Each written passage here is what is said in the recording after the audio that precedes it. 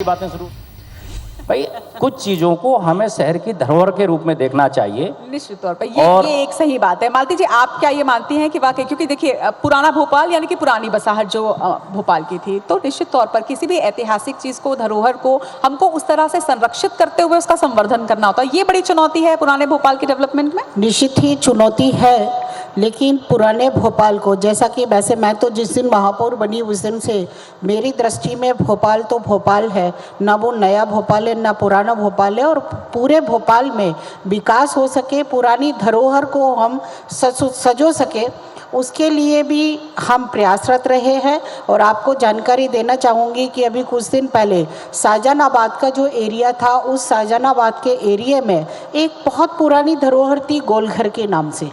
उस गोलघर को मध्य प्रदेश सरकार के सहयोग से उसको सुसज्जित किया गया और सुसज्जित करने के बाद में उसको पर्यटक स्थल के रूप में परिवर्तित किया गया है। और इसी तरह से आपने देखा होगा कि जब हम यहाँ से जाते हैं और रायल मार्केट से लेफ्ट साइड से जाते हैं, एक बहुत पुरानी धरोहर है जो कि गेट बना हुआ है, और उस गेट को भी हमने पुरानी धरोहर को सुसज्जित करके रखा हुआ है। और इसी तरह से आपने विकास की अध्यक्ष जी से भी बात की, आपको जानकारी देना चाहूँगी कि वहाँ पर सड़कें भी बन रही है, वहाँ पर नालियाँ भी बन रही है, वहाँ पर पानी के लिए भी पूरी तरह से व्यवस्था हो रही है। उसमें ये भेदभाव नहीं है कि पुराने भोपाल में काम नहीं हो रहा, नए भोपाल में काम हो रहा। पूरे भोपाल में काम हो रहा है। जहाँ पीडब्ल्यूडी को काम करना चाहिए पीडब्ल्यूडी कर रहा है। अब आपको बताना चाहूँगी कि अभी आप यदि गए होंगे तो रेलवे स्टेशन से जाकर देखिए, रेलवे स्टेशन से लेके भोपाल टॉकीज तक करोड़ों की राशि का मध्य प्रदेश सरकार के सहयोग से वहाँ पर सड़क बन रही है। वो भी तो सड़क बन रही है, तो वो भी तो पुराने भोपाल में है। फिर आप कह रहे हैं पुराने भोपाल में विकास नहीं हो रहा, इसीलिए मैं कहना चाह रही हूँ, चाहे नगर निगम हो या मध्य प्रदेश की सरकार हो, जहाँ सरकार का सहयोग लेना है वहाँ सरकार के सहयोग से विकास हो रहा है। सड़कें भी बन रही है, नाले भी बन रहे हैं। भोपाल टॉकीज पे पिछले दिनों आपने देखा होगा, इतना पानी भर जाता था कि वहाँ पर बारिश में निकलना मुश्किल होता था, लेकिन वहाँ पर नाला बनाया गया। और अभी 2 बारिश, मेरे चुनाव कार्यकाल के बाद में 2 बारिश आ गई, वहाँ पर बारिश होती है, बारिश होने के आधे घंटे बाद भी व्यक्ति आराम से निकल सकता है, कोई जल भराव की स्थिति नहीं है। बड़े नाले बने हैं, उसका रिजल्ट है कि वहाँ जल भराव की स्थिति नहीं है। इसलिए हम जनप्रतिनिधि, जब मैं महापौर हूँ तो पूरे भोपाल की हूँ, दोनों को दृष्टि से बराबर देखती हूँ और यही अपेक्षा है। और इसीलिए मैंने ये सवाल भी आपसे किया ताकि जनता को भी वो जो जवाब है वो मिले, क्योंकि इस वक्त यहाँ बैठी जनता ही नहीं बल्कि इसके साथ ही करोड़ों दर्शक जो हैं वो IBC 24 पर लाइव आप लोगों को देख रहे हैं। और आपको बताना चाहूँगी कि वहाँ पर संजीवनी भी बनी हुई है। हमने वार्ड 16 में भी संजीवनी बनवाई है ताकि वहाँ के क्षेत्र की जनता को वहाँ सुविधा मिल सके। हमने वार्ड 8 में भी संजीवनी बनवाई है, हमारे वार्ड 15 में भी संजीवनी बनी है। ये पुराने भोपाल के ही वार्ड हैं, बाकायदा हमारा पूरी तरह विकास हो रहा है। विक्रम जी, पूरे देश की सबसे स्वच्छ राजधानी आपके प्रदेश में, देश का सबसे स्वच्छ शहर आपके प्रदेश में, ऐसे में कितना प्रेशर आपको लगता है कि अब छिंदवाड़ा को भी आगे बढ़ाना है और इस लिस्ट में एक नाम छिंदवाड़ा का भी होना चाहिए? बिल्कुल, छिंदवाड़ा को स्वच्छ और स्वस्थ बनाने के लिए हम लोग पूरी तन्मयता के साथ काम कर रहे हैं। और इसमें छिंदवाड़ा की आम जनता, आम नागरिकों की जब तक भागीदारी सुनिश्चित नहीं होती तब तक कोई भी शहर स्वच्छ नहीं होता। तो आपकी जानकारी के लिए मैं बता दूं कि पिछले 2 वर्ष पूर्व हमारा छिंदवाड़ा देश के टॉप 10 में स्वच्छता के श्रेणी में आया था और राष्ट्रपति पुरस्कार छिंदवाड़ा ने भी प्राप्त किया, जो कि छोटी नगर निगम है। और अब हम प्रयास कर रहे हैं कि पिछले जितने भी सर्वेक्षण हुए उससे अब आने वाले समय, जो अभी वर्तमान में स्वच्छता सर्वेक्षण चल रहा है, इसमें निरंतर आगे अग्रसर होकर इसमें हमारे सभी छिंदवाड़ा की स्वयंसेवी संस्थाएं हैं, हमारे ब्रांड एम्बेसडर हैं, हमारे अधिकारी कर्मचारी हैं, और हमारे छिंदवाड़ा जिले के लोकप्रिय सांसद विवेक बंटी साहू जी के नेतृत्व में भी हम निरंतर इस बार छिंदवाड़ा को अव्वल दर्जे में लाने के लिए निरंतर प्रयासरत हैं। कब तक आपका छिंदवाड़ा जो है वो भी सबसे स्वच्छ शहर के रूप में सामने आ जाएगा? लगभग क्या टारगेट रखते हैं आप? बिल्कुल, अभी जब हम पिछले बार थे तो देश में 14वें स्थान पे थे। अब निरंतर हम चाह रहे हैं कि इस बार टॉप 5 में अलग अलग कैटेगरी होती है, 3 स्टार होता है, 5 स्टार होता है, अलग अलग रैंकिंग होती है।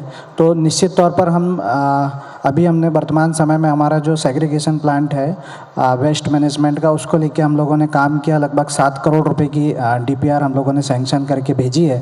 तो जो भी उस पर मापदंड स्वच्छता सर्वेक्षण में होते हैं उसके लिए हम प्रयासरत हैं, और इस बार ऐसा लगता है कि हम लगभग टॉप 5 में आने के लिए प्रयास पूरे प्रयत्नशील इसी हैं। वर्ष?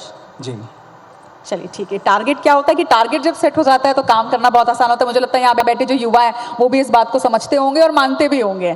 किशन जी, टारगेट तो बहुत सारे आप लोगों ने भी सेट किए थे। टारगेट तो ये भी था कि भोपाल झुग्गी मुक्त हो जाएगा, लेकिन अभी तक वो टारगेट पूरी तरीके से पूर्ण होता नजर नहीं आता। इसके पीछे क्या वजह है? मैं देश के यशस्वी प्रधानमंत्री नरेंद्र मोदी जी को धन्यवाद दूंगा, जिन्होंने प्रधानमंत्री आवास के माध्यम से कभी कल्पना भी नहीं कर सकने वाले लोग कि हमारी पक्की छत होगी, उनको पक्के मकान देने का सपना पूरा किया है। और अभी मध्य प्रदेश के हमारे यशस्वी मुख्यमंत्री डॉक्टर मोहन यादव जी ने झुग्गी मुक्त भोपाल अभियान शुरू किया है। उसके तहत सर्वे शुरू हो गए हैं। पूरा एक वेल प्लान प्रोजेक्ट है, और मैं आपको बता दूं कि मुख्यमंत्री जी स्वयं उसको मॉनिटरिंग कर रहे हैं। शहर के अंदर सभी झुग्गियों का सर्वे किया जा रहा है, और सर्वे करने के बाद उसका डाटाबेस तैयार हो रहा है। डाटाबेस के आधार पर जेन्युइन आदमी को, जिसको कि उसका हक है मकान मिलना, उस झुग्गी के बदले मकान दिया जाएगा, और खाली पड़ी हुई ज़मीन का भी सदुपयोग करके शहर को सुंदर संवारने का काम किया जा रहा है। तो अभी तक मैं ये नहीं कहूँगा कि झुग्गी के वालों जो हमारे भाई बहन हैं उनके लिए मकान नहीं मिले हैं। आप देखिए कि शहर के अंदर पर्याप्त प्रोजेक्ट पहले से रनिंग कंडीशन में हैं, और जो झुग्गी मुक्त आवास वाले हमारे भाई बहन स्लम की मल्टियों में ऑलरेडी रह रहे हैं, तो पहले भी काम हुआ है। पर अब हम जो इस पर कारगर ढंग से काम करना चाह रहे हैं वो ये है कि जिस व्यक्ति को मकान मिले झुग्गी के बदले, बाद में वो झुग्गी उसी स्थान पे बनी नहीं रह जाए। झुग्गी मुक्त मतलब जेन्युइन 100% झुग्गी मुक्त, उस पर काम कर रहे हैं और प्रभावी ढंग से काम कर रहे हैं। मैं आपको विश्वास दिलाता हूं कि ये प्रोजेक्ट जब जमीन पर पूरी तरह से वर्किंग कंडीशन में आ चुका होगा, आप शहर को झुग्गी मुक्त पाओगे। लेकिन फिर तो लंबा समय लगेगा, क्योंकि आरोप ये भी लगते हैं कि झुग्गी माफियाओं के सांठगांठ की वजह से ये प्रोजेक्ट लेट होता जा रहा है। मैं उस पर भी आपको बता दूं, देखिए अब माफियाओं का तंत्र खत्म हो गया है। ये देश के यशस्वी प्रधानमंत्री नरेंद्र मोदी जी ने जिस ट्रांसपेरेंसी के साथ सरकारों को सुशासन की नीति के आधार पर चलाने के संकल्प के साथ सरकारें चल रही हैं। आधार कार्ड से लिंक कर दिए हमने सारे प्रोजेक्ट्स। अगर किसी एक व्यक्ति ने मकान लिया है झुग्गी के बदले, तो वो आधार कार्ड का नंबरधारी दोबारा मकान नहीं ले सकता है। तो अब माफियाओं का दिन लद चुके हैं, मैं ये कह सकता हूँ। अब ट्रांसपेरेंसी का युग है, सुशासन का युग है। नरेंद्र मोदी जी के साफ नीति की आधार पर सबके साथ सबके विकास, सबके विश्वास के आधार पर काम करने वाली सरकारें काम कर रही है। मैं तो उम्मीद करती हूँ कि जो आप कह रहे हैं वो धरातल में भी जल्दी नजर आए, क्योंकि मध्य प्रदेश से ही लैंड माफिया हो, रेत माफिया हो, जुग्गू माफिया हो, सबकी खबरें लगातार सामने आती हैं। माफियाओं पे कार्रवाई भी मध्य प्रदेश की सरकारें लगातार प्रभावी ढंग से करती है। माफिया भागते नजर आ रहे हैं, बुलडोजर तक चल रहे हैं माफियाओं के घर पर। आपको ये भी स्वीकार करना चाहिए। मुझे तो लगता है कि हेल्पलाइन नंबर जारी करना चाहिए कि कहीं से भी ऐसे माफियाओं की कोई खबर हो तो लोग जो वो आप तक पहुंचे। वैसे हेल्पलाइन से मुझे याद आया, मालती जी आपने एक बड़ा अच्छा नवाचार किया है, कुछ हेल्पलाइन, आपका महापौर हेल्पलाइन नंबर है, सीधे आप जनता तक पहुंच रही हैं। कैसा ये आइडिया आपको आया और कैसा ये काम चल रहा है?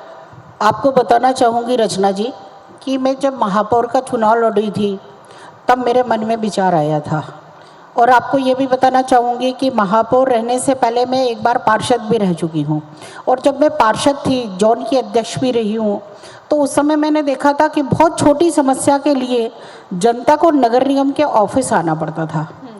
यदि सपोज कर लीजिए किसी के घर के सामने की नाली यदि भर गई है तो उसको साफ करवाने के लिए उसको नगर निगम के ऑफिस जाना पड़ता था। जब वो ऑफिस जाएगा तभी उसका कंप्लेंट रजिस्टर्ड होगा, फिर 1 दिन 2 दिन बाद उस पर काम होगा। यदि किसी के घर की लाइट, सामने की लाइट बंद है तो उसको जाना पड़ता। बहुत छोटी समस्याओं के लिए नगर निगम के चक्कर लगाना पड़ते थे। इसीलिए ये विचार आया था कि कुछ ऐसा नवाचार करेंगे कि जनता को घर बैठे सुविधा मिल सके। और इसी संबंध में हमने विचार किया कि हम महापौर हेल्पलाइन डालें। और महापौर हेल्पलाइन हमने जब डाली 1 जनवरी 2023 को हमने शुरू की थी। और आपको बताना चाहती हूँ कि हर मंगलवार को जब मैं भोपाल में रहती हूँ तो मैं खुद उसकी समीक्षा करती हूँ कि इस सप्ताह में कितनी समस्याएं आई हैं, किस डिपार्टमेंट की आई है और कितनी समस्याओं का समाधान हो चुका है। और यदि पेंडिंग समस्या है किसी डिपार्टमेंट की तो एडीसी से बातचीत करके कि ये समस्या का समाधान का कारण क्या है कि ये समस्या का समाधान नहीं हो पाया है। तो ये हर मंगलवार को मैं स्वयं बैठकर समीक्षा करती हूँ। और आपको बताना चाहती हूँ कि छोटी समस्याओं को प्रयास ये रहता है कि 24 घंटे के अंदर उस समस्या का समाधान हो जाए। और आपको बताना चाहती हूँ कि 2023 1 जनवरी 2023 से और आज हम 7 नवंबर में बैठे हुए हैं, 1,22,000 समस्याएं हमारी रजिस्टर्ड हो चुकी हैं और जिसमें मात्र 2,000 समस्याएं ऐसी हैं जिन पर अभी काम चल रहा है।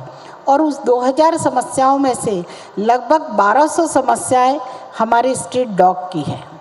कारण क्या है, डॉग पकड़ने के लिए कंप्लेंट आती है, हमारी नगर निगम की गाड़ी जाती है, डॉग पकड़कर लाती है, लेकिन कॉलोनी वाले उस लाइन नंबर को इसलिए बंद नहीं करते हैं कि ऐसा नहीं हो कि वो डॉग वापस हमारे यहाँ आ जाए।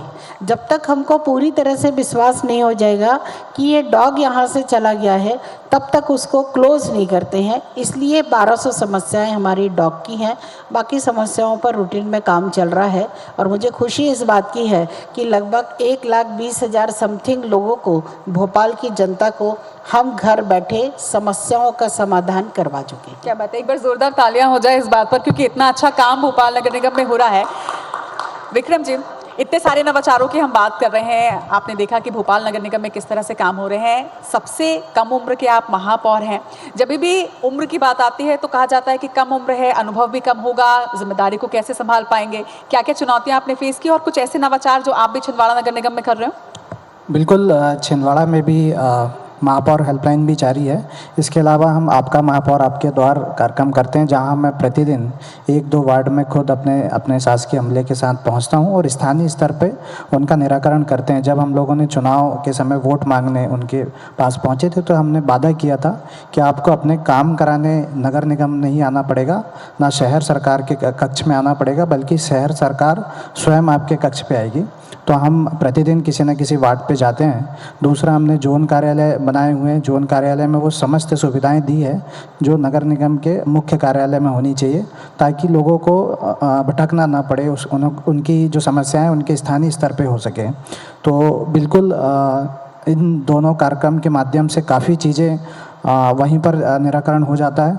इसके साथ ही सरकार की इतनी सारी सीएम हेल्पलाइन है और अनेक तरीके की चौपाल, जन चौपाल हम लगाते हैं, जन सुनवाई लगाते हैं। तो इसमें जो हितग्राही हैं, शासकीय योजनाओं का लाभ लेना चाहते हैं या जिनकी, जैसा मैडम ने बताया कि छोटी छोटी परेशानियां नगर निगम में जन्म से लेकर मृत्यु तक, और नाली सफाई नहीं हो रही, अगर किसी गाय की मृत्यु हो गई, कुत्ते परेशान कर रहे हैं, तो ये छोटी छोटी समस्याओं का निराकरण महापौर हेल्पलाइन में ही हो जाता है। और हमारे अधिकारी भी और हमारे कर्मचारी भी निश्चित तौर पर एक परिवार के रूप में काम करते हैं। तो अब चुनौतियाँ होती है। चुनौतियाँ मुख्य कारण यह है कि हमारा नगर निगम बने लगभग 8 साल हुए हैं और लगभग 25 गांव उसमें जुड़े हैं और वो हर प्रकार का टैक्स तो देते हैं, लेकिन उनकी सुविधाएं उस शहर वाली नहीं हो पा रही थी। लेकिन हम लोगों ने प्रयास किया है, माननीय मोहन यादव जी की सरकार पूरा सहयोग कर रही है, पूरा संरक्षण दे रही है। इसी के चलते हमारी जो नगर निगम में लगभग 25 गांव जो जुड़े हैं, वहाँ पाइपलाइन की समस्या जारी थी। तो अमृत योजना के तहत लगभग 75 करोड़ रुपए की राशि सरकार ने दी है और अब वहाँ पानी की सुविधाएं पूरे गांव में अब शहर की ओर विकसित हो रही है। और हमारा लक्ष्य भी ये है कि गांव, जो 25 गांव जुड़े हैं और एक पुराना जो शहर है, उसमें भेदभाव ना हो। जब वो नगर निगम में बने हैं तो उनको भी वही सुविधाएं मिलनी चाहिए जो शहर वालों को मिल रही हैं। तो इसके लिए हम और हमारे सारे सदस्य पूरा प्रयास कर रहे हैं कि छिंदवाड़ा शहर में विकास के कार्यों को बिल्कुल।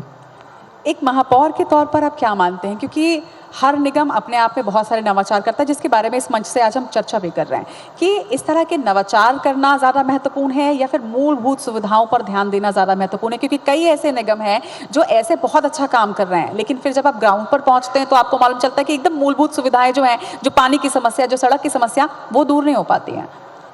बिल्कुल नवाचार करना बहुत ज़रूरी है, लेकिन सबसे महत्वपूर्ण होता है कि हम उनको मूलभूत सुविधाएं दें। अगर वो हमारे शहर में निवास करते हैं तो उन्हें अच्छा पानी मिले, अच्छी स्वास्थ्य सुविधाएं मिले, अच्छी सड़क और नालियां मिले, लाइब्रेरी मिले, खेलकूद के लिए अच्छे मैदान मिले। इसकी ये नैतिक जिम्मेदारी हमारी होती है और उसको पूरा हम लोग कर रहे हैं। लेकिन नवाचार होने चाहिए। आज आधुनिकता के दौर पे हम भारत के अनेक देश देखें, हमारा इंदौर स्वच्छता के आदर्श के रूप में देखा जाता है और अनेक देश हैं, देश में हमारे जैसे चंडीगढ़ है, जैसे अच्छा काम कर रहे हैं, जयपुर में अच्छा काम होता है, तो बाकी जगह से जो वो नवाचार करते हैं उसको सीखने की हमें आवश्यकता होती है। और बीच बीच में बहुत सारे कार्यक्रम होते हैं जिससे हम जो दूसरे शहर हैं जो अच्छा कर रहे हैं उनसे भी हम लोग कुछ सीखते हैं और अपने शहर में इम्प्लीमेंट करके और अपने शहर को भी उस और बढ़ाने का प्रयास करते हैं। मालती जी, डबल इंजन की सरकार हम बहुत सुनते हैं, लेकिन यहाँ तो ट्रिपल इंजन वाली सरकार चल रही है, शहर सरकार भी जब बीजेपी की, तो आपको लगता है कि ट्रिपल इंजन की जब सरकार होती है काम और भी आसान और स्मूथ हो जाते हैं? देखिए, मध्य प्रदेश में, देश में और नगर में भारतीय जनता पार्टी की सरकार है और भारतीय जनता पार्टी की सरकार चहुमुखी विकास करती है। ट्रिपल इंजन की सरकार, डबल इंजन की सरकार और हमारे लिए तो भोपाल में 4 इंजन की सरकार है, क्योंकि हमारी परिषद भी है और लगभग 62 पार्षद हमारे हैं। निश्चित ही भोपाल में सरकार के सहयोग से, मध्य प्रदेश सरकार के सहयोग से, केंद्र सरकार के सहयोग से भोपाल नगर निगम में विकास हो रहा है। अमृत योजना केंद्र सरकार की है। निश्चित ही अमृत योजना के माध्यम से भोपाल में चाहे सीवेज का हो, चाहे पानी का हो, ये सारी समस्याओं का समाधान हो रहा है। केंद्र सरकार के माध्यम से भी हो रहा है और मध्य प्रदेश सरकार के सहयोग से भी हो रहा है। चाहे भोपाल में जो पुरानी हमारी धरोहर है, नगर निगम यदि कर सकती है, जैसा कि आपको बताना चाहेंगे कि राजा भोज और रानी कमलापति भोपाल की पहचान है और भोपाल की पहचान को नगर निगम भोपाल ने संजोकर रखा है और एक संग्रहालय बनाया है। जहां नगर निगम सहयोग कर सकती है धरोहर के लिए, नगर निगम करती है। जहां मध्य प्रदेश सरकार का सहयोग चाहिए पड़ता है, तो मध्य प्रदेश के सहयोग से भी हम भोपाल नगर को खूबसूरती में परिवर्तित कर रहे हैं। मतलब हमारा तो पार्षद, फिर महापौर, विधायक, सांसद, मध्य प्रदेश सरकार के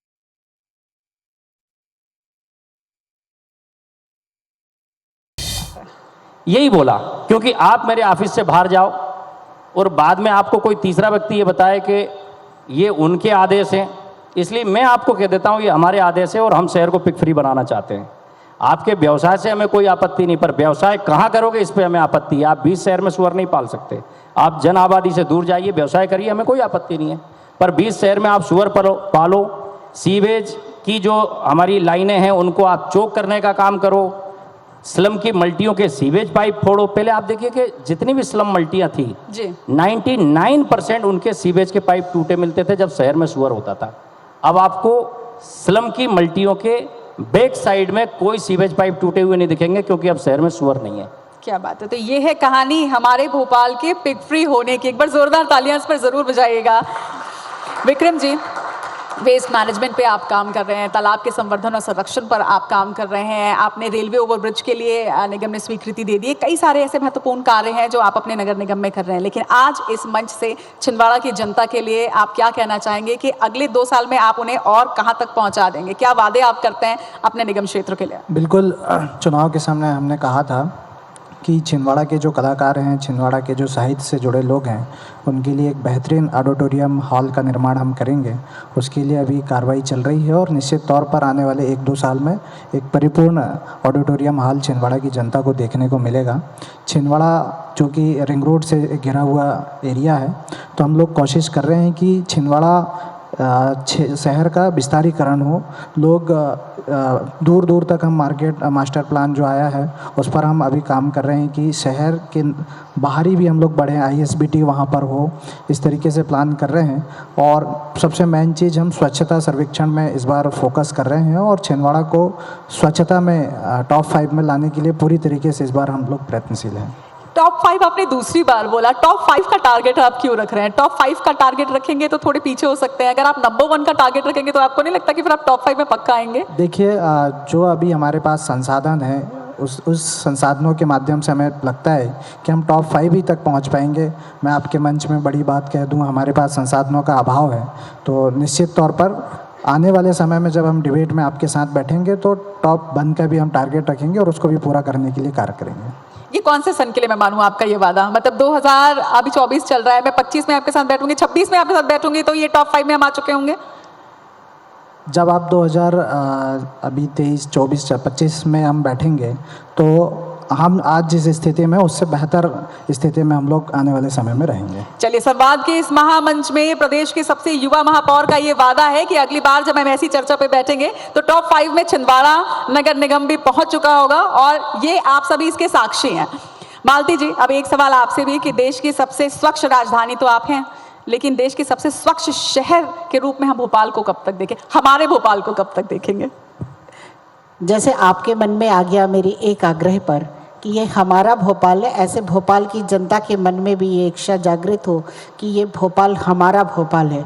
आपको बताना चाहूँगी रचना जी, एक सकारात्मक सोच है, उस पर लगभग 600 महिलाएं हैं जो कि भोपाल को हर दृष्टि में आगे बढ़ाने के लिए प्रयास कर रही हैं। वो महिलाएं गार्डन में भी काम करती हैं, सिंगल यूज प्लास्टिक मुक्त भोपाल हो सके इसलिए उन्होंने बर्तन बैंक भी चालू किए हैं। प्लास्टिक के कैरी बैग व्यक्ति सब्जी लेने ना ले जाए इसलिए वो थैले कपड़े के बनाकर भी लोगों को लाखों की तादाद में बांट रहे हैं। क्या बात है। इसी तरह से आपको बताना चाहूँगी, एक भोपाल नगर निगम की स्वच्छता किटी चल रही है, उसमें भी लगभग 350 समथिंग लोग स्वच्छता किटी में जुड़े हुए हैं। वो किसी से कोई सहयोग सरकार से नहीं लेते, नगर निगम से नहीं लेते। 100 रुपये प्रति माह वो 350 लोग डालते हैं और किसी एक स्थान को, ऐसे स्थान को देखते हैं जो सबसे गंदा स्थान है, उस स्थान को जाकर उसकी दशा को बदलते हैं।